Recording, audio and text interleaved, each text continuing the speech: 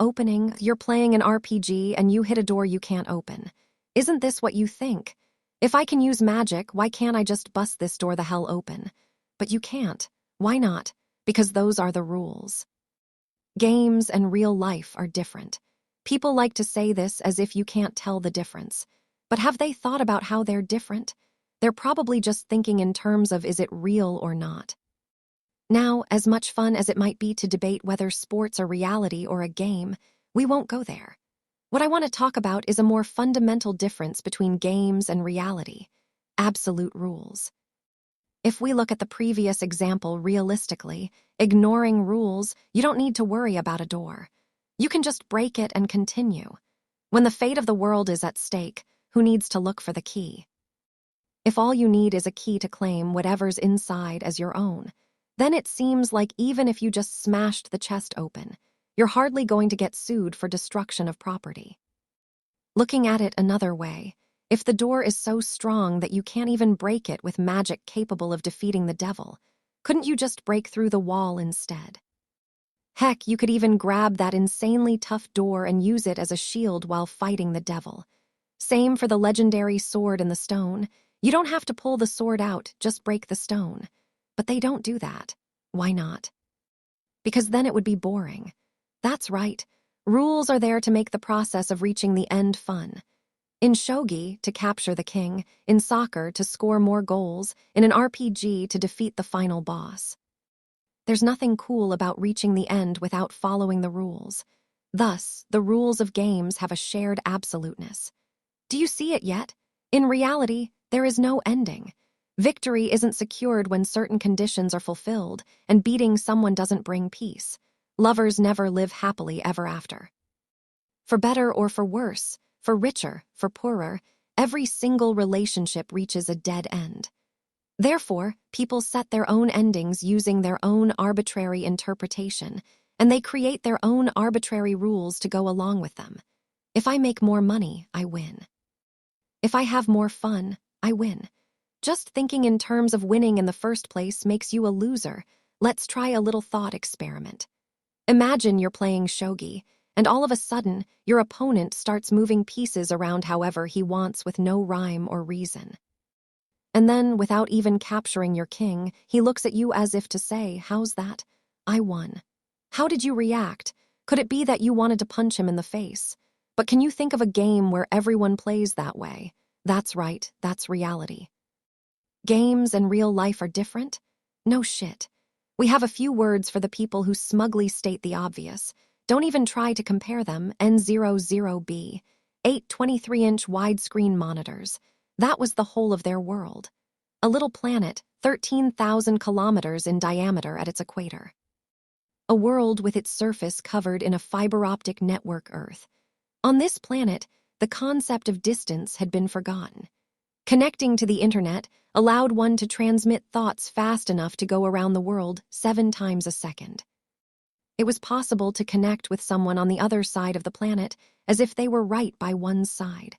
People said the world had expanded boundlessly, but they thought the world had shrunk suffocatingly. Everything necessary for life could be delivered with a single click.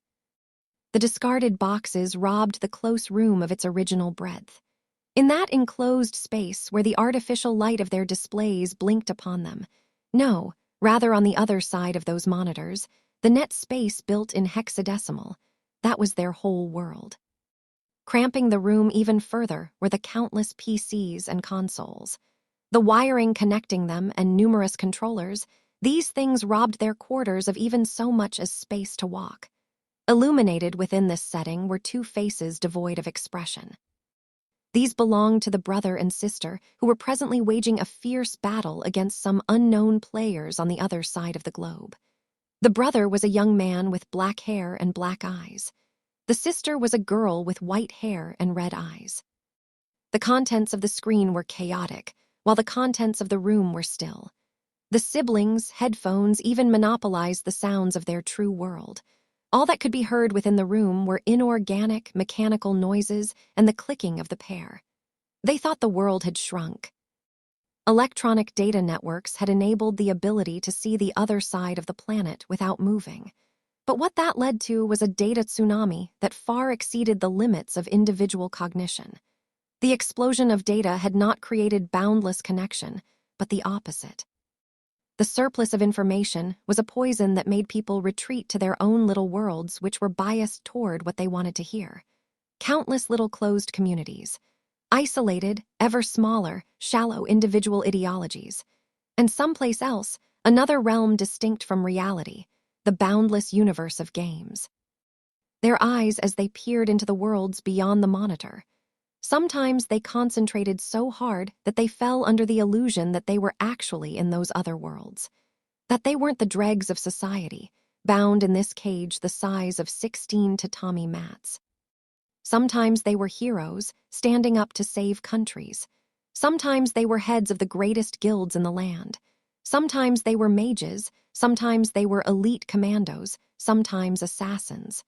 The common thread was that the world always revolved around them. Clear victory conditions were laid out. The young man let out a sigh. 8 23-inch widescreen monitors. How long had it been since they had become his whole world? The two reigned undefeated in all kinds of games. In the little world beyond the monitor, they were practically an urban legend. In the little gaming sphere to which they belonged, they were truly heroes, just like in the games themselves. But whenever they looked away, the scene was the same as ever. Artificial, quiet, cramped.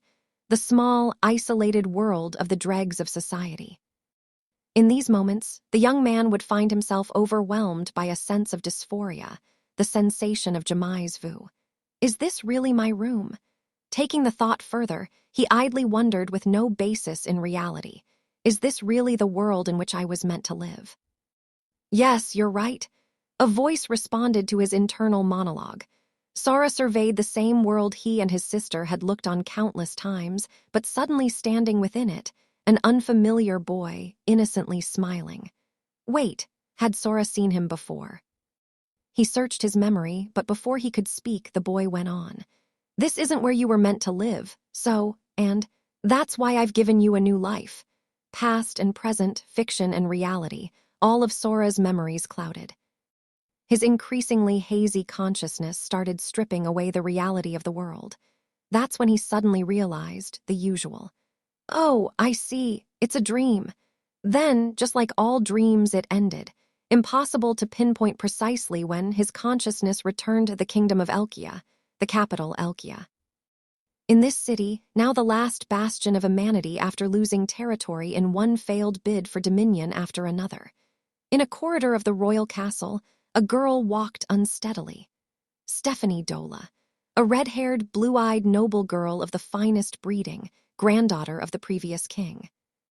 However, the deep fatigue indicated by the dark circles under her eyes and her heavy steps robbed the young lady of her natural refinement. Clutching playing cards with a creepy smile, wobbling her way to the bedchamber of the king, she gave the impression instead of a ghost. Heh heh heh heh, this is the day you get what's coming to you. As the newly risen sun came to reap her post-all-nighter consciousness, Stephanie, aka Steph, chuckled restlessly. Sora, you're awake, aren't you? It's morning. Bam bam. Her hands preoccupied with cards, Steph kicked the door, rudely addressing the king by his first name. But Biep, the party you have dialed is pretending not to be available. Huh! The voice that answered from inside the room was not the king's. Rather, it was a groggy, monotonous impression of a woman. Please move away from the door immediately and be sure not to barge in. Sora, is this some kind of joke? No, I'm serious, D00D. For the God's sake, I'm coming in all right. He was probably just playing a game anyway. Wait, scratch that, he definitely was. Spurred on by the irritation of fatigue, as if to kick in the door. No, actually kicking in the door, Steph entered the royal bedchamber to find. I'm sorry, I'm so sorry, I really wasn't joking, I honestly just can't right now. I didn't mean anything really, I'm serious, please, I'm sorry. The king, crouching on his bed, clutching his head, apologizing profusely. His visible trembling was so pitiful as to elicit tears. However, Steph, having seen something similar before, looked around the room as she spoke. The chamber was littered with so many books there was no place to step. books, and countless games. But what set Steph to muttering was the absence of the thing that should have been there but was. HM, Sora, are you alone? Yes, I'm alone, so alone. No more reason to live, probably. Never should have been born in the first place. I'm sorry. After you go, I'll just be a good boy and hang myself, so please. Brother, you're making a racket. As the king babbled breathlessly, a lethargic voice rose up in complaint. Recognizing it immediately, Steph sighed and murmured, So Shiro is here. What are you doing? Huh. At this revelation, Sora whipped his head in Shiro's direction. She must have fallen while sleeping. A girl as white as snow crept up the side of the bed. Sora moved to embrace her in an uproar. Ah, I'm so glad. Oh God, my sister. I almost hung myself by mistake thanks to your sloppy sleeping. What do you have to say for yourself? As the brother wept openly, rubbing his cheek against his sister, Shiro. The sister considered him with a cold squint out of sleepiness, though probably not exclusively that. Brother, that's too much. What? Are you saying you don't understand your brother's feelings? Sora bolted to his feet and crowed with grand gesture. Then tonight, while you're sleeping, I'll put you in the closet, and when you wake up, I won't be. HKNGH? Before he even finished speaking, Shiro already had tears in her eyes, perhaps imagining it. See. Now do you see how I feel? I'm sorry for not sleeping better. As Shiro wrung out a sincere apology between sobs, Sora stroked her head. No, I'm sorry, I went too far. I was a bad brother to make you imagine such a catastrophe. HK, yeah. At this point, the man, who moments before had been shaking like a newborn gazelle and begging forgiveness, turned powerfully, pridefully, back to Steph with a proclamation. So it must be the bed's fault. Steph, get rid of this bed and lay out a futon. HHNGG. Steph, who had been watching the siblings' antics as if she had already seen it all, raised a queer voice in a panic at the dilemma now facing her. THTH, this is the bed of the royal chamber. Do you know how much history? Whatever. Sleeping or not, for Shiro to leave my side, it had to be the bed's fault. Maybe it's tilted. Shiro instantly nodded in agreement. Steph thought, how ridiculous. I'll have you know that bed is worth enough to feed a whole family. Then sell it and feed a family. It's a good deed. There'll be a happy family. Why you? As Steph trembled speechlessly at Sora's tyrannical reign, something occurred to the king. Oh, right. The stuff in this room belonged to the previous king, your grandfather. It seemed Steph's reaction had sparked something within Sora. Clapping his hands together, he spoke as if inspired. So this is what we'll do. Steph, starting today, this is your room. This is the king's bedchamber. And I am the king. Any place I choose to sleep, be it a doghouse, becomes the king's bedchamber. Somehow maintaining a straight face, the king spouted off sophistry as if it were breathing to him. So get me a room in the building the castle's maids use. For the bed, you should just stick a mattress on the floor, of course. For a moment, Steph was unable to follow Sora as he declared that a futon would be far, far preferable. After a few seconds, she reacted. A maid's room. We're talking about a little shack at the edge of the castle grounds. It's wood, you know. Now this I can't overlook. Are you dissing wood? Sora cleared his throat within a hum and began. It's superior in ventilation, absorbency, insulation, seismic resistance, wind resistance, and everything. Truly a castle as far as a shut-in is concerned. As long as you watch out for fire, there is no architecture that compares to Japanese. In the middle of his diatribe, Sora seemed to think of something.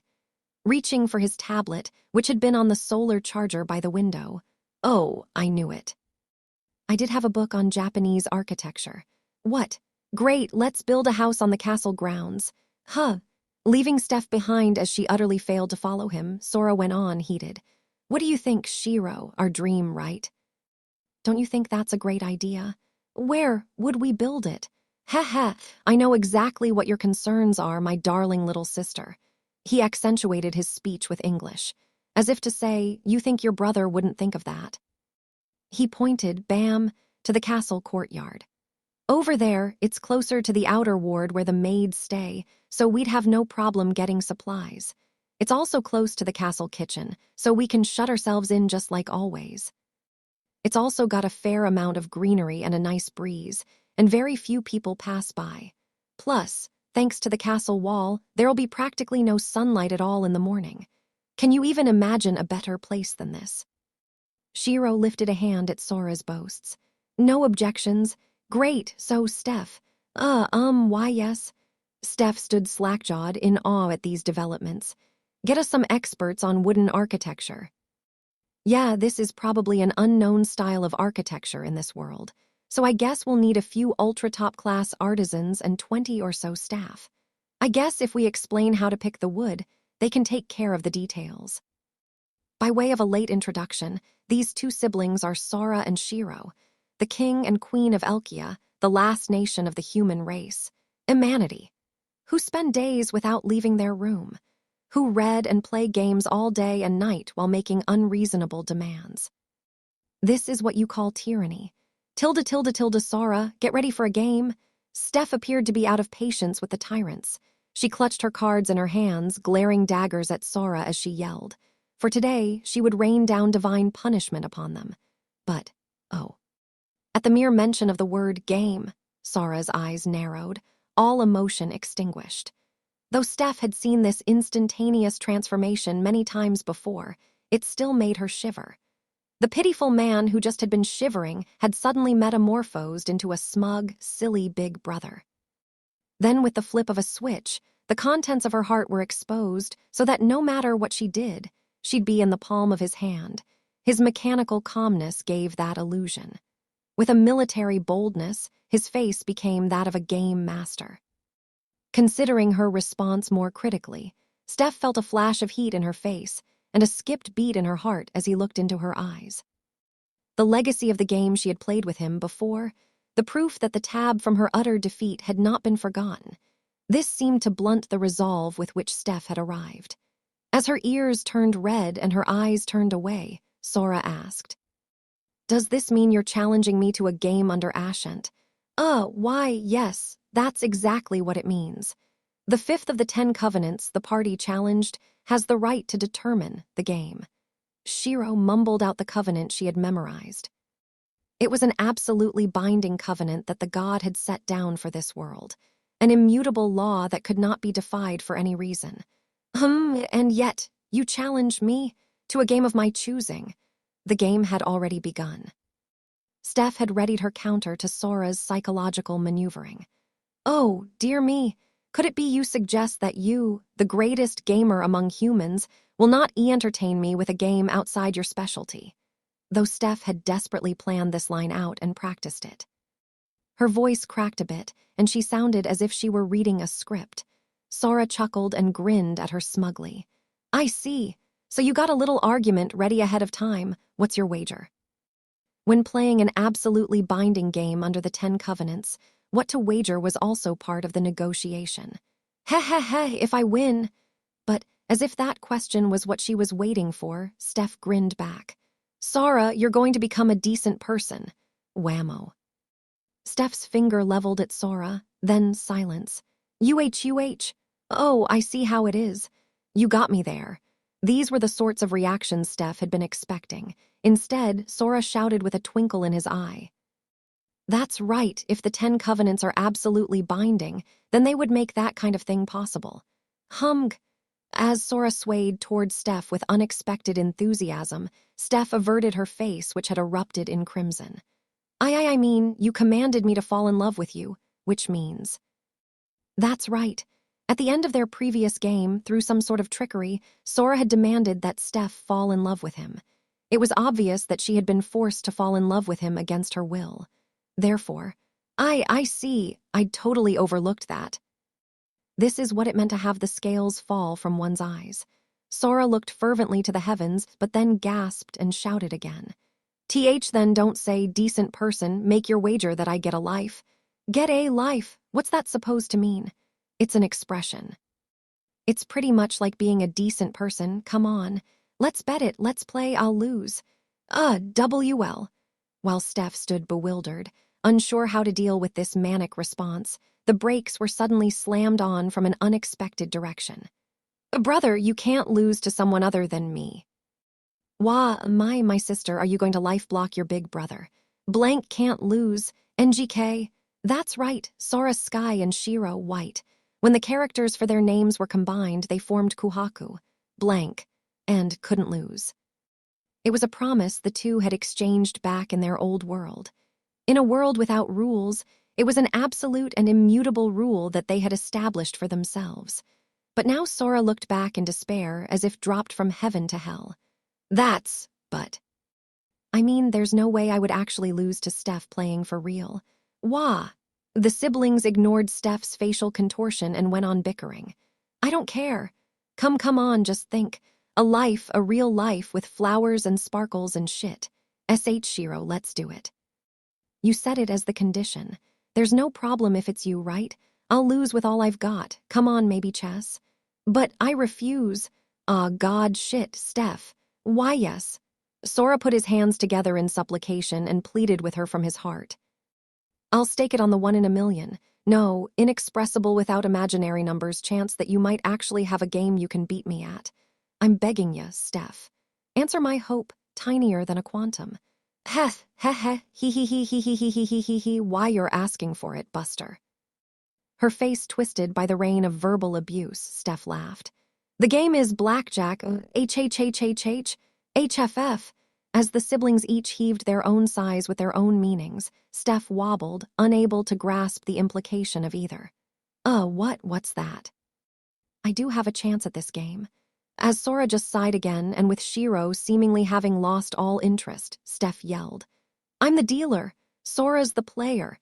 This will prevent Sora from cheating, and even if he does, I can catch him and win. Skill has nothing to do with it if it's a game of pure luck, right? Sora looking out the window, a single tear glistening on his cheek. The character for fleeting is written with person on the left and dream on the right. Well, whatever. Steph, don't lose hope. I'm sure next time you'll blah blah blah. As Sora messed with his nails and lazily launched into his presumptive victory speech, Steph gnashed her teeth at him. How dare you? Jay, just you wait, Ashent. This word was an oath that committed one to an absolutely binding wager under the 10 Covenants. But, yeah, Ashent. Oh, come to think of it, I forgot to say what I would wager. Yeah, anything's fine, really, HFF. Why you? With Sora's utter conviction of imminent victory goading her, Steph silently reminded herself not to be rattled. That's right, calm down. This is your chance. Inside, Steph screwed up the corners of her mouth and crowed. A game of pure luck, like hell. Even though she'd been busy, it went without saying that she'd been practicing a trick all night and was confident she could pull it off. The dealer gets to shuffle the cards. Which meant that if she could line up the cards in the shuffle in a way that looked legitimate, she could win. It wasn't as if she'd be slipping in cards. There was no way you could prove it. The 8th of the 10 Covenants. If cheating is discovered in a game, it shall be counted as a loss, which meant as long as it wasn't discovered, you could cheat. Ha. You'll rue the day you look down on me. But Steph didn't realize such a trick would never be enough to secure her victory over Sora Image beyond the horizon. Chess pieces loomed, massive enough to throw off one's perspective, as if the towering mountains in the distance were merely pedestals for them. Perched atop the king piece, kicking his legs, sat a boy. Whistling merrily, he held a blank book and quill. It's hard to know where to start. Apparently thinking about how to start a story he was writing. Eventually, the boy seemed to think of something and started moving the quill. Once upon a time, there was a world in which all exercise of armed force was forbidden and all conflicts had to be resolved by games as an absolute rule. Yeah. I guess that looks good, more or less. Nodding from the top of the piece higher than the heavens, the boy looked far into the distance and muttered, I wonder if it'll start moving soon, the first piece. The boy's name was Tet. He was the supreme creator of this place, Disboard, a world where everything was decided by games. Before the long-ago Great War of the Gods put him on the throne of the one true God, he was known as the God of Play.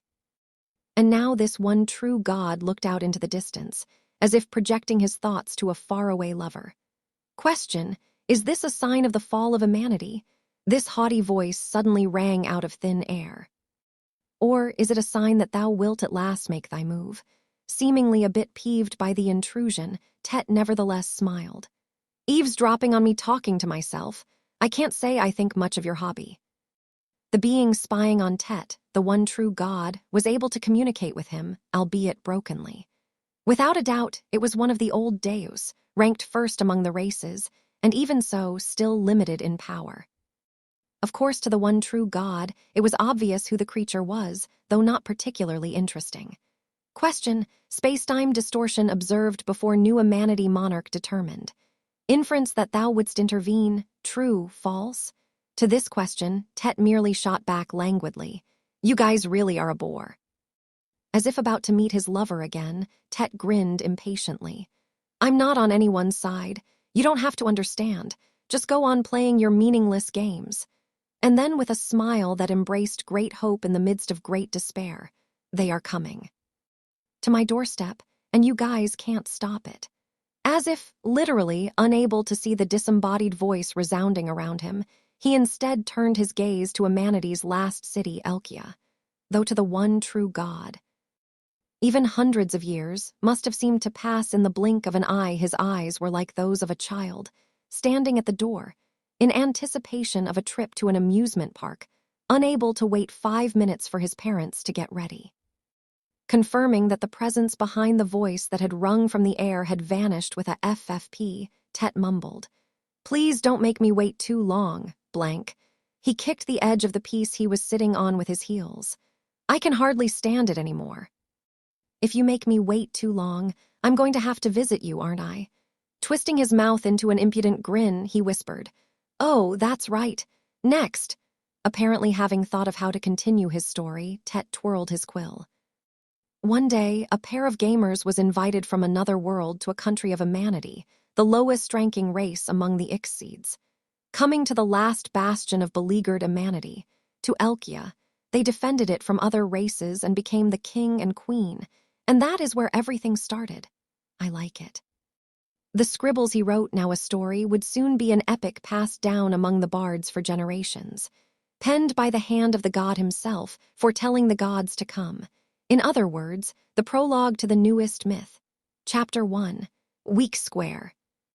The country of humanity, the kingdom of Elkia. The capital, Elkia, Block 6, Eastern District. In the guest hall of a resplendent mansion, 5 people surrounded a table as several spectators looked on. One of those at the table was a young man with chaotically sheared black hair and dark circles under his eyes, sporting an I Heart Suit PPL, t-shirt, jeans, and sneakers. The second was a little girl sitting on his lap, with long hair as white as snow, irises red like rubies, eyes deadpan and half-lidded, and wearing a black sailor suit. Around the young man's arm was wrapped the queen's tiara, like an armband. Likewise, the girl used the king's crown to tie her overly long bangs. As it happened, these siblings were collectively the monarch of Elkia, the last nation of humanity. The brother, Sara, 18, virgin, unpopular, socially incompetent, loser, game vegetable. The sister, Shiro, 11, friendless, socially incompetent, shut-in, game vegetable. So long, humanity. The end, well, that's what anyone would think if that was all they heard. But these, too, were not of this world. In their old world, they had set unbeatable records in the rankings for over 280 games, carving their empty name at the top of all kinds of games without a single loss. And so these gamers, with their unreal skills and mysterious identity, came even to be regarded as the urban legend known as, and here they were. To this world, Disboard, where war had been forbidden by the 10 Covenants since the distant past, where everything, even nations, borders, was decided by games. At a time when humanity had been backed into a corner by other races that cheated using magic, which humans could neither use nor even detect. As the last city of humanity was on the verge of being turned into a puppet state by an elven spy. To this world they had come without magic, without powers. With nothing more than mere human ability, they had earned the crown declaring them the strongest of all humanity in both name and truth, and had ascended to the throne. True, they were undeniably failures at life. It was also true that they were inarguably unfit for society. But in this one world, the siblings could very well have been the saviors of humanity. Of these two in whose hands the hope of humanity rested, the brother, Sora, cards in hand, spoke. "Hey, Steph. Where do babies come from? Perhaps we should say so long after all." A certain figure watching from the fringes of the table just next to Sora and Shiro responded with a cold glare. "I don't really want to have to explain that to someone upon whose shoulders weighs the fate of humanity." The girl was in her late teens, with red hair, blue eyes, and just the sort of frilly clothing you might expect to see in a fantasy world. Her fashion, her appearance, her manner all suggesting high breeding, Stephanie Dola. Aka Steph, the young miss of a most pedigreed household, once the granddaughter of the king of Elkia, answered. "Your Majesty, have you finally lost your mind?" "No, that wasn't the right way to put it," she corrected herself. "When I say it like that, it makes it sound as if you were sound of mind to begin with. Hey, I'm sound as can be. Asking that question as if it's perfectly rational is exactly what's irrational. Geez, you just don't get anything. Look, in this world, we have the 10 Covenants, right? The 10 Covenants, the absolute law of this world, established by the god Tet upon winning the throne of the one true God. 1. In this world, all bodily injury, war, and plunder is forbidden. 2. All conflicts shall be settled by victory and defeat in games. 3 games shall be played for wagers that each agrees are of equal value. 4, insofar as it does not conflict with 3, any game or wager is permitted. 5. The party challenged shall have the right to determine the game. 6. Wagers sworn by the covenants are absolutely binding. 7. For conflicts between groups, an agent plenipotentiary shall be established. 8. If cheating is discovered in a game, it shall be counted as a loss. 9. The above shall be absolute and immutable rules in the name of the god. 10. Let's all have fun together. Yes, and so? I mean, look, bodily injury is forbidden, so how are you supposed to make babies? May I ask why you are asking this now? I was just bored and it occurred to me. But isn't this kind of a serious problem? Mindful of the gazes around her, Steph whispered at Sora's ear. In your world, were people born from eggs? Yes, it was a secret that Sora and Shiro were from another world. Her point being, don't talk about this in front of all these people. Steph chastised him with cold, incredulous eyes as usual. Hey, don't make fun of me for being a virgin. It's not like I don't know, it's like the monster in the guy's pocket goes in and out of the girl's secret garden, and then the whole world flips all right. Brother, when you put it like that, it makes you sound even more virginal. I am a virgin. What do you want me to be if not virginal? The royal gentleman who had never had a girlfriend in his life childishly rebutted the observations of his 11-year-old sister perched on his lap. Anyway, when you do that stuff, it causes injury, right? At least the first time. So with the 10 Covenants, how does humanity reproduce in this world? That's what I'm asking. Steph realized that he might actually be asking a serious question after all. But first, just let me check. This isn't some fetishy plot to humiliate me publicly, is it? I think you're the one who's weird for thinking that. She could come up with a porn game scenario in a world without porn games. Really, you had to be impressed at that kind of imagination. Forget it. I'll just ask someone who knows how to explain things later. Useless. Wah, fine, I'll explain it to you. Steph cleared her throat a hum.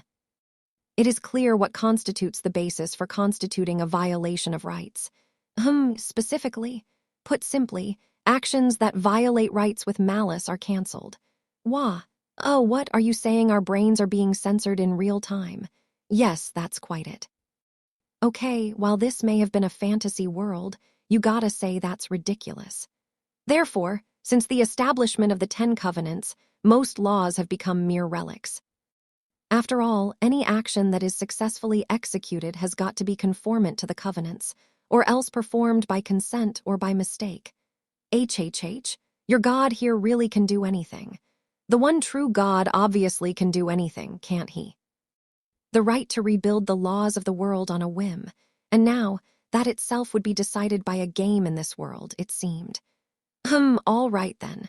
So let me ask again, why is making babies okay? The one who answered was not Steph, but Shiro, who was on his lap shuffling cards. Consent. Transfer, in other words. Oh, so if you give each other permission, it's not a violation of rights. Sora, remembering how he was kicked in the back by Shiro before, finally grasped it. If it was Shiro, it was natural to think he might have agreed unconsciously. With a yawn, Sora mused as he shuffled the cards in front of Shiro. Well, that makes sense. I mean, doctors' hands would be tied if you couldn't do anything that wounded another person. As Sora mumbled again that these sure were well-designed covenants, Steph commented, "You can see the world is functioning, and the rules are fast."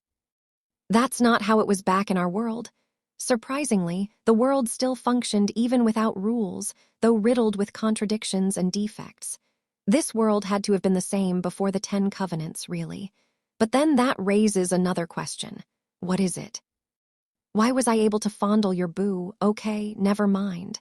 We're in public.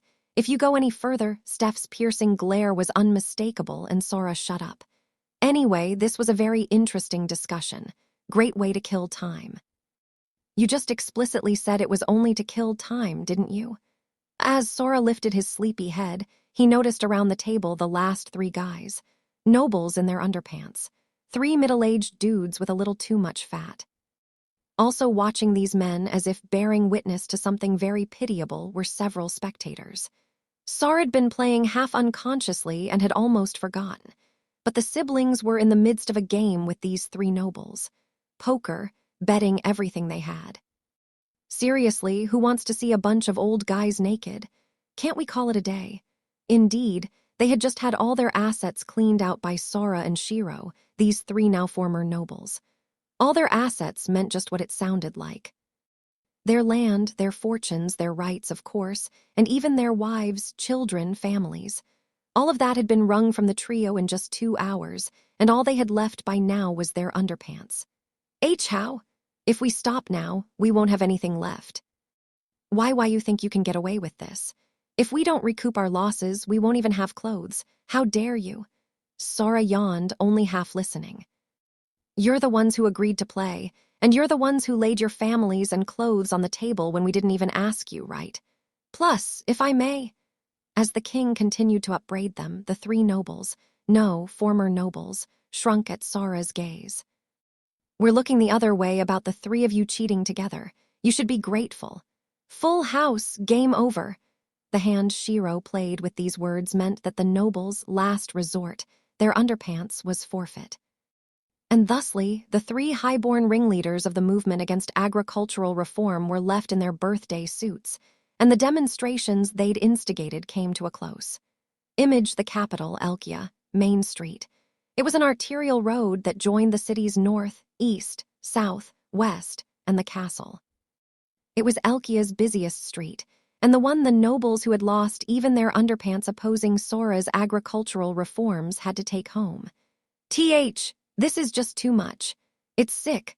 Walking the well-traveled road home among carriages and crowds, Steph couldn't hold it in. Did you really have to take their families? What? They just up and bet them.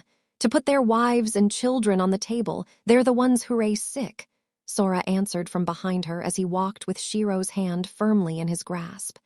But never mind that. This crowd, Shiro, whatever you do, don't let go, okay? Why you, too, brother? The 2 spoke with their heads lowered while flinching at all the eyes around them. For 2 socially incompetent shut-ins, walking on a big street at noon was nothing but torture. Aren't you the one who said you wanted to walk home, Sora? I had something to DOBB, but this is just too many. Hardly having left the castle in the months since they'd come to this world, the 2 jerked sketchily, gripping each other's hands harder as Steph sighed at them. So what about all that stuff? Stuff? What stuff? All the stuff you took from those 3. Oh, well, nothing in particular. Somehow putting his brave face on, Sora answered. If you're talking about their families, they can do what they want. If they can forgive those guys for betting them, they'll go back. The other stuff, well, you and the ministers can take care of it. The purpose of this visit had been to eliminate the nobles in the way of the agricultural reforms. Their being stripped naked was simply a means to strip their authority. Sora thought the state could just deal with the assets now. Sora, it is my responsibility for not having been able to head off the protest, and I am sorry for having caused trouble to you two. Still, the way you're doing things leaves a bad taste. Sora and Shiro may have rebuilt the country with one pillar of wisdom after another from another world. But only having been in this world for a month meant that they were liable to make a massive gaffe or two in an unfamiliar culture. To avoid any slip-ups from this, they limited themselves to dictating policy while the ministers handled execution. As a bridge, they employed Steph, with her thorough education in the ways of royalty. Or that's what they said while dodging all the responsibilities of running a country they found boring. In fact, they had said this a month before. We'll set out the policy and direction. You and the ministers can work on the details. If there are any assholes who aren't satisfied with that, bring 'em here. I'll take everything they have and send 'em out naked.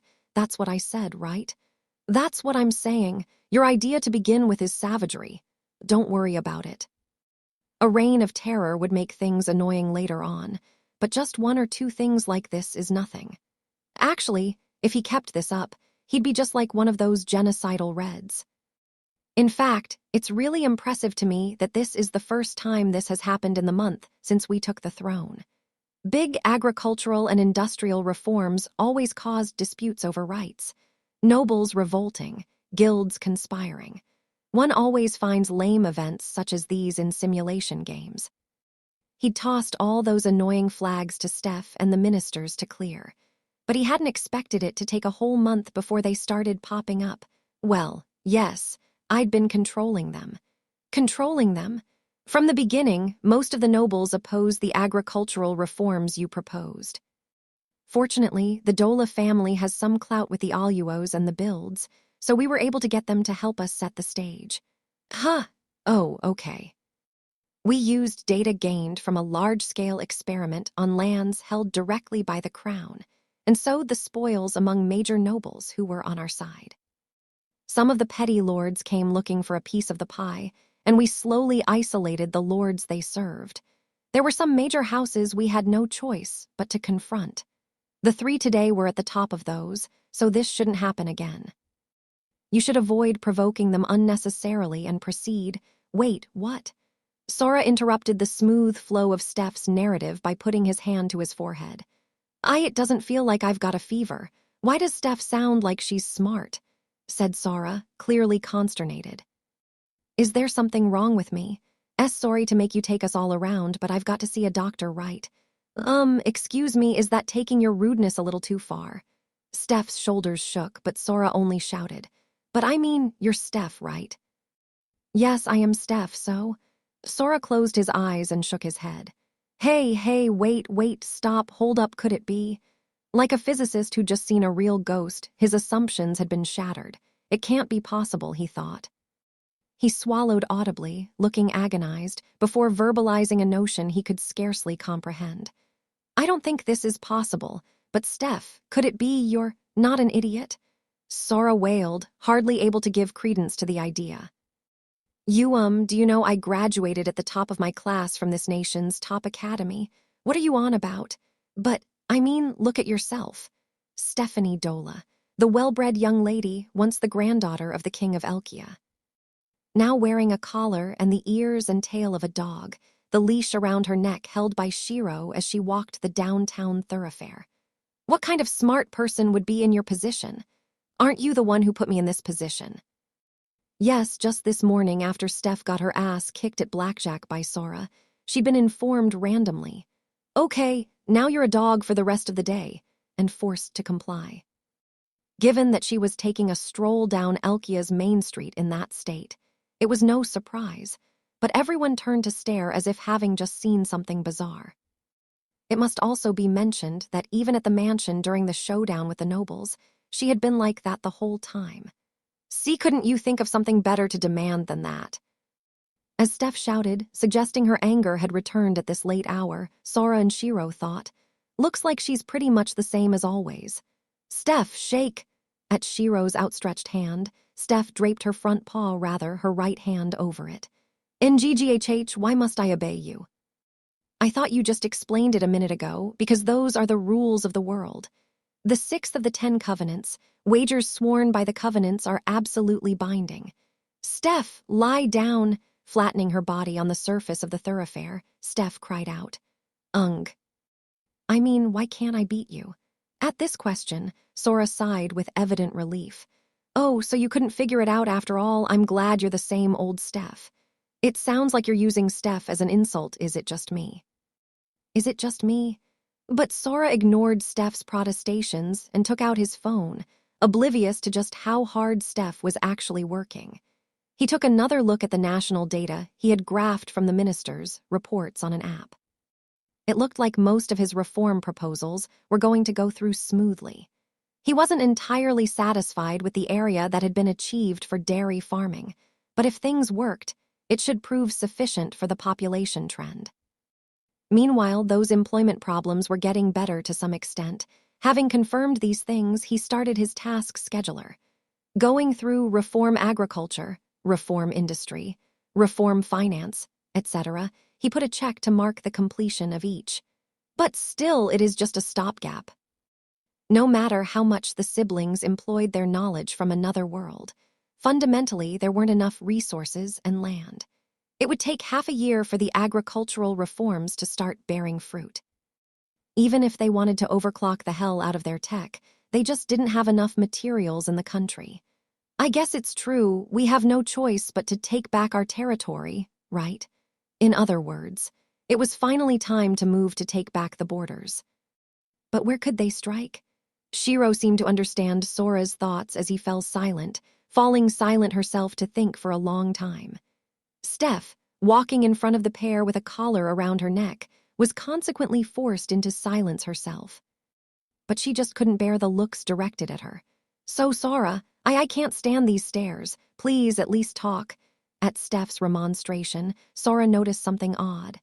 Isn't there something weird about the way people are looking at us? What did you expect when you dress me up like this? No, I mean, don't they look kind of scared? Sora asked, having noticed something faintly odd about the glares directed at Steph. Indeed, they weren't the looks of ridicule directed at a buffoon forced to walk in costume. Rather, they seemed to be uneasy glances at Sora and Shiro. What do you expect when the monarch of Elkia is leading around someone dressed as a werebeast? Come again. Wait, what did you say just now? Who'd believe that the monarch of Elkia would make someone? No, that's not my point. Wait, are you saying that wearing dog ears and a tail makes you look like a werebeast?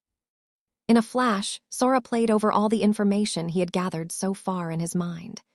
Exceed rank 14, werebeast, a race whose foremost territory was the Eastern Union, the third largest nation in the world. Little information was available, but they knew they had extremely sharp physical prowess and senses, and that they had something called a sixth sense, reputedly capable even of reading minds, and that was about it.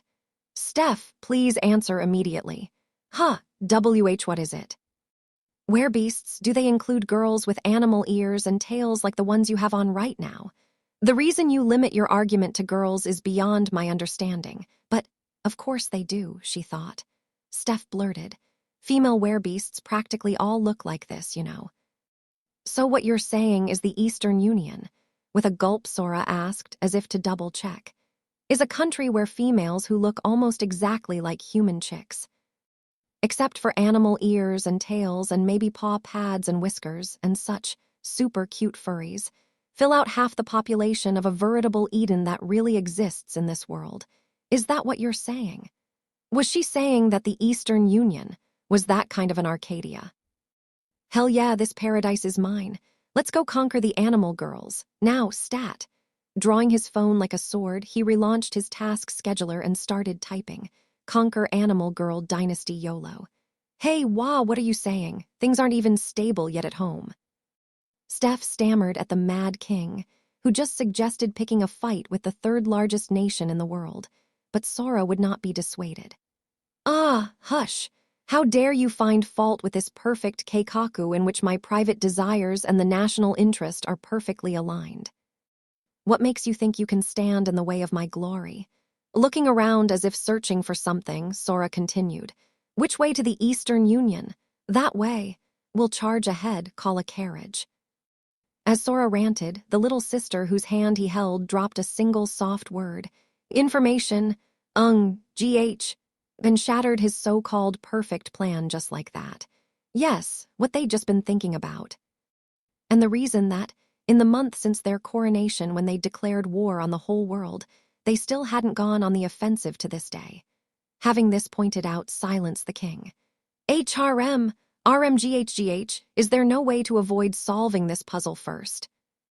Silence descended as Sora and Shiro shut up once more. Not that she enjoyed Sora's outbursts, but the silence weighed on Steph in its own way. Sora, tell me why I lost at blackjack this morning. Steph, unable to bear the silence, tried to make conversation. No answer. Steph looked back, but, the leash, which Shiro had held mere moments before, was now dragging along the ground, and the two who were supposed to be there were nowhere to be found. Hey, are you leaving me like this? Amidst the soft sound of giggles, a gust of cold wind blew through. Image. Delicious. A library on the other side of a labyrinthine alley breaking off from Main Street. Before it stood a cafe where Sora and Shiro gorged themselves on donuts and tea while holding books. They're pulling it off despite not having enough ingredients, but it does seem the reserves are in bad shape. Donuts they had bought from one of the stands at the square off Main Street, and black tea from the cafe. But the stands seemed to have lost their original vitality. One could tell from the vendors' faces that times were tough. It was fair to say that this spoke to the whole of Elkia now. Looking at the data, by the standards of Sora and Shiro's old world, it would be about time for riots and pillaging. But what was really odd? How about you, Shiro? You find anything? Nope, no luck. Surprise, surprise. Geez, what's up with this country? There's something weird about it. There's something weird about your heads, UKN.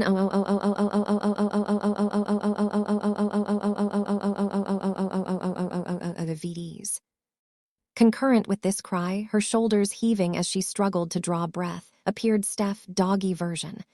Oh, Steph, where were you? We looked for you. Oh, what do you mean, oh, did you actually just forget? Could it be that your reason for dressing me up like a collared dog and abandoning me in the middle of the city was not teasing or harassment, but that you just forgot? Screaming with tears in her eyes, Steph prostrated herself at Sora's feet. Please. Do this one thing for me. Just let me punch you. In heaven's name, I beg. Well, see, Shiro smelled something good and started drifting away. Obviously, I can't let go of Shiro's hand, and I totally thought she had your leash, and by the time I realized you weren't there. Steph, forgive, and sit, Shiro commanded, her mouth full of donut and her thumb up. Sora continued. Yeah, well, Shiro didn't mean anything either, so forgive her. You're making me sit, commanding me to forgive you, and you think that's an apology. It's really just abuse, isn't it? Still in her doggy sit position, Steph pointed at Sora and shrieked. First, tell me why I lost. If you don't, there's no way I can accept this. So you ask not that we release you, but that we explain. Steph, do you actually like it? Oh, of course not. Do you mock me? But Sora and Shiro would never miss the instant it took her to deny it. Crap, I thought that kind of thing only existed in porn games. What should we make of the unjustifiable derision of the one who made her do it in the first place? Never before had Steph so strongly cursed Lord Tet and his prohibition against violence. The pressure of her stare was so great that Sora had to say something. Okay, I'll tell you card counting. What? Card counting. To put it simply, you convert the cards into numerical values and count them. For instance, you can make 2 through 6 1, face cards -1, and 7 through 9 0. What does that tell you? Given that Steph still looked a few steps behind, Sora was blunt. It tells you what card will come up next. Pardon? While Steph wondered whether this was some kind of magic, Sora continued casually. From the cards that have already been played, you can predict the cards that are left in the deck. and then you can mathematically deduce the odds for what card will come up next. If you know the next card, you won't lose, right? I see. It seemed the very idea of using math for a game was a revelation to Steph. She even forgot that she was stuck, sitting there as a consequence of her loss to this tactic, and simply sat in awe. She took out a memo pad to try to collect what she'd understood so far. But pen racing, she suddenly realized. Hey, hold on. Doesn't that mean you were cheating? To this complaint, Sora promptly rebutted, his expression serene. If you say playing wisely is cheating, then that makes reading your opponent's moves in chess cheating, too, doesn't it? But in Sora's old world, card counting was in fact categorized as cheating. But he didn't mention this. Cheating is more like that deliberate shuffle tracking you were doing. Image what? You knew. Sora gave a chuckle and a look that asked, what do you take me for? I've tried it on Shiro many times, though she always catches me. It made it easier to count the cards, too. Sora, who in his heart had wanted to lose, admitted this with a sigh. Steph, transitioning naturally from sit to lie down, sprawled on the ground. Her trick had been caught and on top of that, used against her. The fact that just pointing out her cheating would have been enough under the 10 Covenants, and yet she had been defeated by exploiting it, made Steph weep until the ground on which she still lay was soaked with her tears. But then a possibility flashed in her mind. In that case, what if it really was a game of pure luck? Couldn't she win in that case? Heh, Sora, I challenge you once more. Steph threw down the gauntlet defiantly, still in the lie-down position, raising just her face. It was, how to put it, strangely pitiful. Steph, after this morning, are you serious? What are you gonna bet? It was enough to make Sora reflexively think, should I just step down for you? However, the same thing as this morning that you get a life. Immediately. All right, then. The nature of her wager vaporized his drop of compassion. Brother, the game. Shiro, do you think there's a 1 in a million chance your brother might lose to Steph? I'll put it on the 1 in a billion trillion chance. That was the siblings for you? No, anyone could see it, but they could see through everything. I'll play, too, as blank we accept. That meant she wasn't just facing one of them, but the whole and true greatest gamer among humanity. But whatever, thought Steph. Skill was irrelevant in a game of pure luck. The odds were always 50-50. Steph, if you lose, you'll obey one command from me. Steph must not have seen it. Within the vacant face of one half of the greatest gamer among humanity, the fire blazing bright deep within her eyes. That's quite all right. Now it's time, the game. Steph pointed violently to the street corner. Whether the next person to come around the corner will be male or female, you must guess. After thinking for a moment about the game, Shiro answered. Best out of 10, Ashent. Perfect, Ashent. At Steph's enthusiasm, Sora gazed at Steph with hollow eyes and a grand sigh. How could it be? The result, 9 versus 1. As hardly bears mentioning, Steph lost disgracefully. It's impossible. What did you do to score 90% in a game of luck? Sora, who in his heart had wanted to lose, explained wearily as if his heart had been torn out. You think people go around that corner for no reason? While having tea here, I watched who walked this road and at what intervals.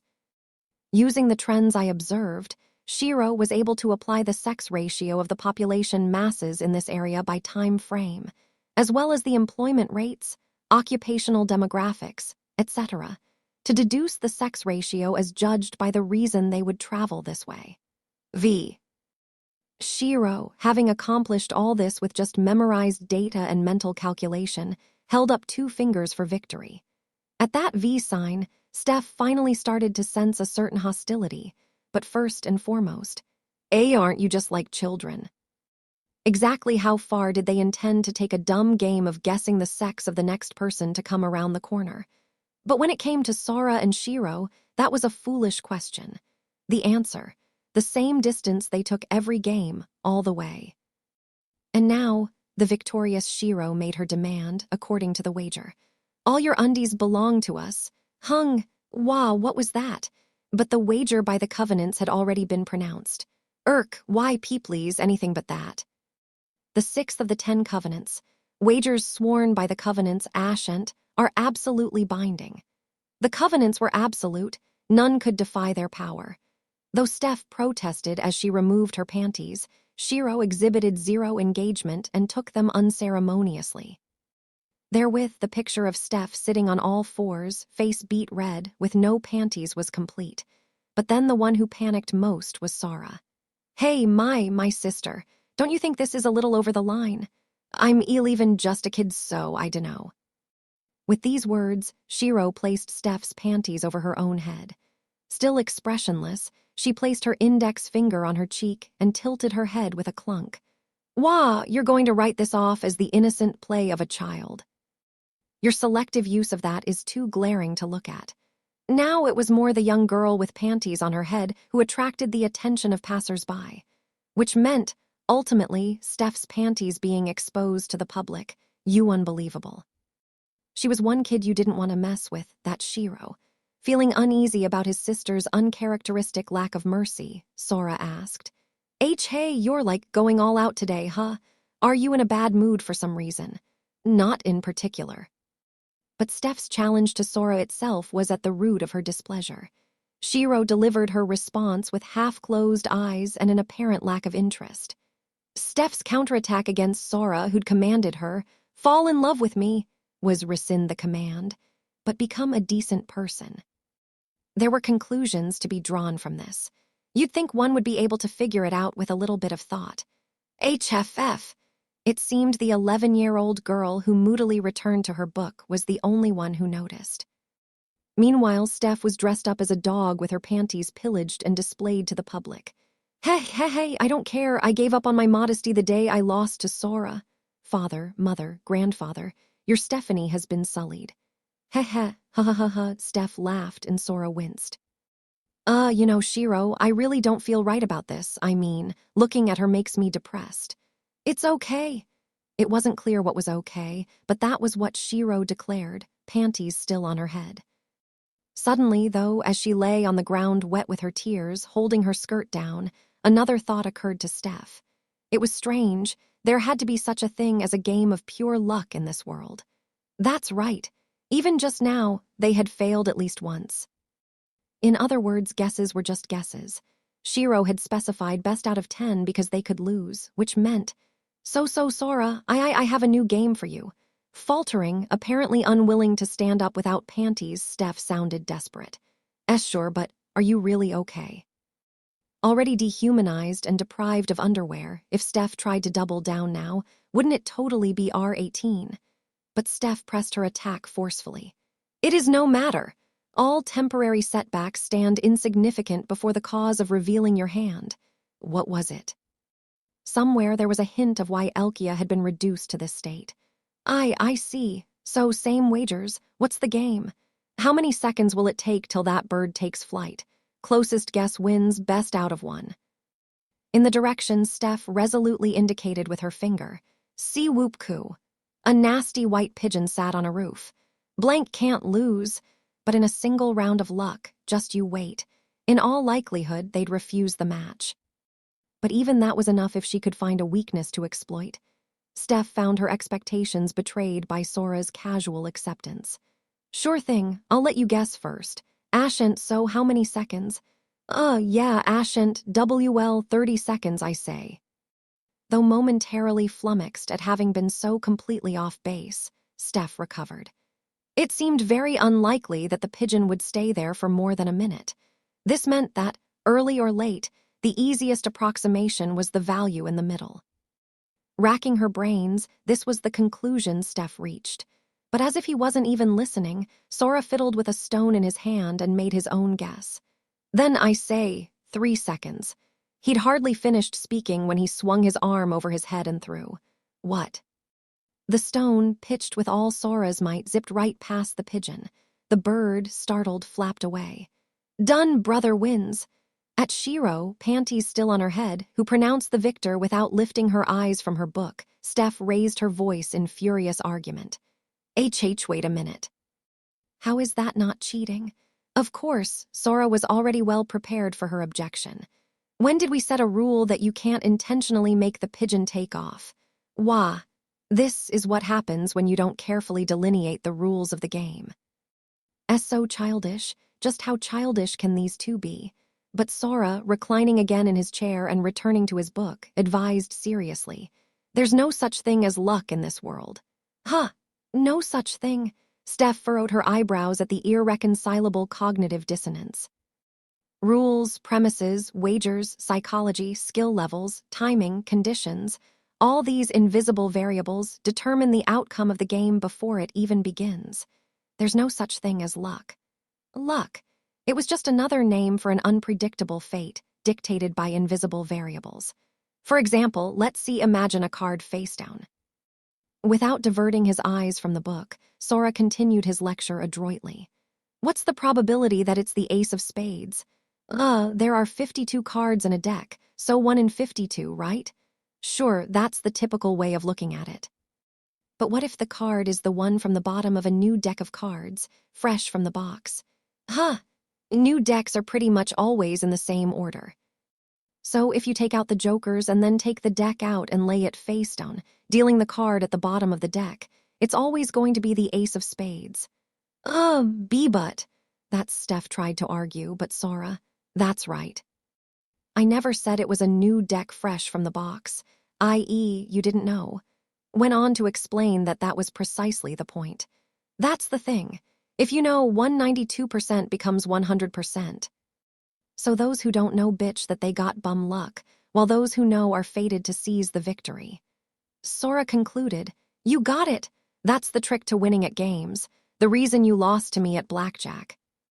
And by the way, also the reason humanity has been losing hand over fist. And then, with a sour face and a cluck, Sora said, and the reason we're trapped. Trapped. In the past month, we've gone through every damn book in the country, and I gotta say, you don't know shit about other races or countries, you could say. We can't find an opening. For God's sake, what is wrong with this country? If I may, what do you mean? What, did you think all we were doing in this month was sitting in our room and playing games? Yes, that is exactly and precisely what I thought, said Steph, loud and clear without a moment's hesitation. Well, whatever, Sora mumbled before elaborating. Let's say we attack the furry kingdom, the Eastern Union. His example seemingly designed to make it clear he'd still not given up on this notion, he continued. But practically all we know about Werebeast is that the enemy uses a sixth sense. Why, yes, they do say they can read minds. If they can read minds, bluffs aren't going to work, and there's no way we can play mind games. Rank 16, Humanity, the lowest ranking of the Ix-Seeds, had no special abilities or magic. Thus, if they intended to come out on top in a game with a race that used supernatural powers, it's not even a game if we don't at least know something about the enemy. And yet, humanity hardly had any information to speak of when it came to the other races. Of course, each of the races must have been concealing such data. Having it known would put them at a disadvantage. But even so, this was too much. This was what Sora had been complaining about when griping about the books in the library. They didn't know what kind of games their adversaries played, what kind of abilities they had. But the other side knew Amanitite specs inside and out, which meant invisible variables visible right from the start, and that was a whole different story. If the siblings attacked with no advance intelligence, they were doomed to fail. For exactly the same reason that Steph had lost to Sora, they'd be fated to lose. That's why we've devoted a whole month but still haven't found an opening. But, Steph stuttered as Sora crossly closed his book. At an apparent condemnation of her grandfather's choice to attack anyway, Steph simply had to speak up, arguing feebly. Even so, nothing will happen if we don't do something. Sora delivered his next words completely dispassionately. Look, if we make one wrong move, it's over. And they echoed with enough weight to flatten Steph to the ground. Our position now is just that bad. Don't forget it. For a moment, though really just for a moment, Sora's face displayed a rage that made Steph freeze. It was easy to forget, since they hardly ever acted like it. But the fate of all 3 million lives of humanity rested on the shoulders of these two. Without a doubt, humanity's greatest gamers, who had even vanquished Elf, albeit indirectly. They said they were trapped. The meaning, the weight of that, finally became clear to Steph, and it bore down on her such that she couldn't stand.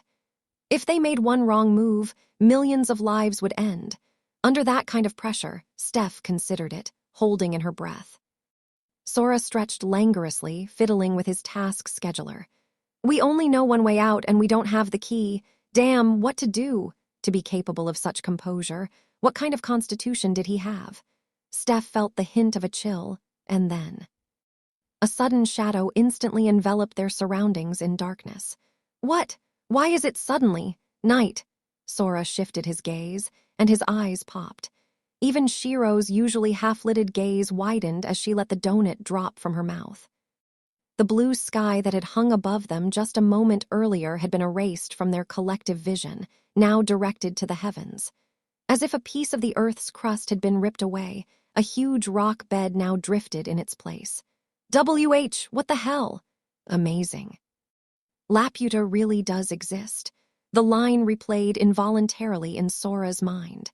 It did look longer horizontally than in that anime, but however you looked at it, an enormous island was floating in the sky. Come to think of it. He remembered seeing an island floating in the sky from up there when he first came to this world. Oh, so apparently this was a familiar sight in Disboard. The only ones who were surprised were Sora and Shiro. The other people walking the street didn't even seem interested. This world has so much of everything, it's ridiculous at this rate that too soon thing will, as Sora and Shiro gaped upward, marveling. Steph seemed to finally realize. Oh, it's your first time seeing it, Sora. And she followed their gazes. That's Aventheim, a phantasma. Now that she mentioned it, if you looked closely, the island, which at first glance seemed like just a rock bed, actually had what passed as sad excuses for fins. It looked like a giant whale, kind of probably if you looked at it a certain way. A question popped out of Sora's mouth. Don't you have rights to light or rights of airspace in this? Wait, phantasma? Yes, it is a single entity of the race at Ixseed rank 2. Ixseed, the 16 seeds of intelligent life to which the 10 covenants set by the god applied.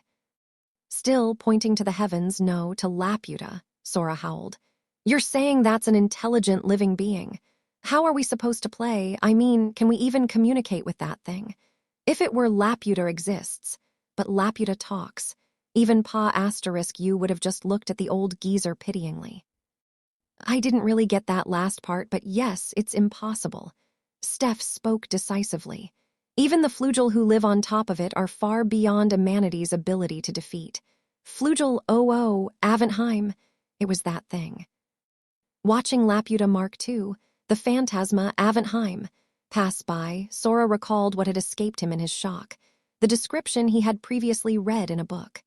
Ixseed rank 6, Flugel, the winged vanguard created by the gods to kill other gods in the ancient Great War, a warrior race. With the establishment of the 10 Covenants, their combat abilities were effectively sealed off. Still, they possessed virtually eternal lifespans and high magical aptitude, a literal city of the heavens their sole territory.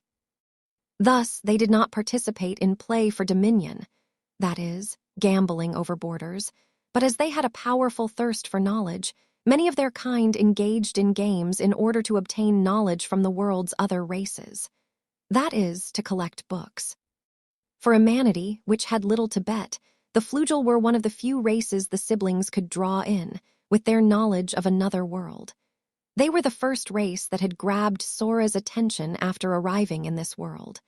But having said that, I'm sure it would be a great idea to get the Flugel on our side, but there's no way we can contact them, is there? To get into the empire of the animal ears, to obtain the information necessary to compete with other countries, in other words, they absolutely needed the knowledge possessed by the Flugel. But in this world, humanity lacked the technology to fly. They had neither means of reaching Aventheim nor any method of contacting them. There was also no way they could make their knowledge of another world public in order to fly there. It was too soon to reveal any of that to Elkia. It was Sora and Shiro's sole trump card. While Sora ruminated and muttered, seemingly stymied, Steph offered, If you have some business with the flugel, there's one nearby. Image. What did you say? There's one. She's kind of sitting. No, wait, Sora objected. We dug through all the libraries in the castle and the country, and we didn't read anything like that. You probably didn't. In fact, she's the very one who tore all the most important books from Elkia. Sora, assailed by a slight bout of dizziness but supported by his sister, whose eyes were half closed as she likely felt the same, barely managed to stand his ground and urge Steph on. Details, give me details. Well, 5 years ago, a flugel appeared at the greatest library in the country, the Elkia Grand National Library, and made off with the entire collection, you see. Indeed, no wonder Elkia had no data to speak of. Heart suit, UN, BS bet your intel. Are you even sane? That's your only goddamn weapon, you know. Without intel, i.e. information, they couldn't compete with other countries. To bet that, if you put it in terms of combat, was like throwing away both your sword and your shield. Or, to put it in generous terms, fail. Accosted by Sora's invective, which made even passers-by stop in shock, Steph stammered. Aye, it was my grandfather who bet them. He must have had some deep. Heedless, Sora pressed her. What did he demand in return? You, I hear he said that if he won the flugel would have to join him. So he was trying to get someone with knowledge exceeding humanity's on his side. That was, in fact, exactly what Sora was trying to do. It wasn't a bad condition. Not at all. What was bad was, and then he lost and let our knowledge get taken away. Scratching at his scalp and tearing at his hair, Sora pointed at Steph and yelled, How the hell do you let them make off with everything? Didn't you make copies? It's a budget problem. Budget? What's budget got to do? To the uncomprehending Sora, the panty-hatted Shiro murmured, Brother, Elkia, book, technology, and literacy. Oh, I see. As someone who had lived in modern Japan, it was hard to believe. But literacy in 15th century Europe was said to have barely touched 10%. They knew from the data that Elkia appeared to be roughly equivalent. Considering that without mass production technology for paper, making copies would, in fact, incur an enormous. Steph, later I'm going to give you a memo translated into Humanity, so get on it as your top priority. Yes, sir. What kind of memo? Drawings for paper manufacturing and letterpress printing. But this was criticized sulkily by Shiro, eyes half open, panties on her head.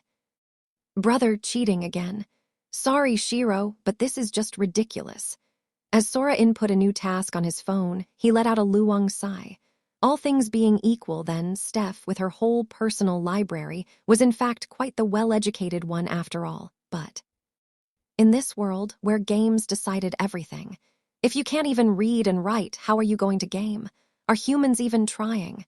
You're the ones who are weird, knowing 6 or 18 languages. Don't joke around. If you're gonna play games with other countries, 6 languages is the bare minimum. HFF, having pretty much finished what he wanted to say, Sora moved on. Okay, whatever. Steph. Why, yes. As I understand from the literature, traditionally, there's only one game that flugel play, right? Indeed, as far as flugel was concerned, the game had been leaked. Therefore, Sora asked purely for confirmation, and Steph nodded. In that case, the next task has finally been confirmed. Sliding his finger, he inputted into his scheduler. It's our time to strike. If we go now, we should be able to get back by nightfall. Steph, get us a carriage. With that, Sora double-checked the task he'd input on his phone. Get humanity's knowledge back. I think this is doable too, let's add it. With that, Sora input further. Get a flugel, yeah, like that. Though mere moments earlier, Steph had called them invincible, rank 6, the race of god slayers. Sora, having all too casually declared that he would get one, turned his indifferent back for Steph to watch in a daze, gripped Shiro's hand, and walked on. Chapter 2. Interesting. After about an hour rocking in the carriage, there was the Elkia Grand National Library. It was a bit beyond downtown Elkia, in the suburbs, after they'd passed what appeared to be an educational institution with a dormitory. As Sora got out of the carriage and looked up, just one word escaped his lips. Hugh. The first thing it recalled was the Library of Congress in Washington, D.C. That was the largest library in Sora and Shiro's old world, boasting a collection of 100 million books, but the outer appearance of this one held its own. It was graceful and glamorous enough to rival the Elkia royal castle. It was so wondrous, in fact, that it made one want to reconsider one's evaluation of humanity in this world a bit. A wondrous library indeed, and yet. You just let this be taken away. NMMGHH. Such was Shiro's observation as she continued to sport Steph's panties like a hat. The remark prompted Steph, still a dog without her underwear, to wordlessly hang her head in shame. Anyway, I have a question," said Steph, her tone frazzled. She sounded desperate to stick it to the siblings despite her predicament. "Yes, Miss Stephanie, what is it? Didn't you just say we shouldn't be fighting some race we hardly know anything about? Is it really okay to take on 6th-ranked monsters like the Flugel without a plan?" Did she suppose that this was a reasonable question? Might as well tell her. She was, after all, merely Steph. It's fine. WHY? Look, winning at Shiratori has nothing to do with how much you know. Forget it. Let's just get a move on. Upon opening the giant door and entering the library, they were met by a space full of shelves, not only on the walls, but even the ceilings, defying gravity. The shelves towered probably tens of meters among countless faint lights floating in the air. It was a fantastic space, building these elements into something like a labyrinth. Whoa, sorry, I gotta apologize a bit. Humans in this world do got skills. Yeah. Sora was feeling dizzy just imagining the number of books housed here. Even Shiro was moved. It was no mean feat to collect this many books. Even in their old world, there could hardly have been a library with a collection this size. But then Steph explained apologetically. I'm sorry to tell you, but these weren't collected by Elkia. Excuse me?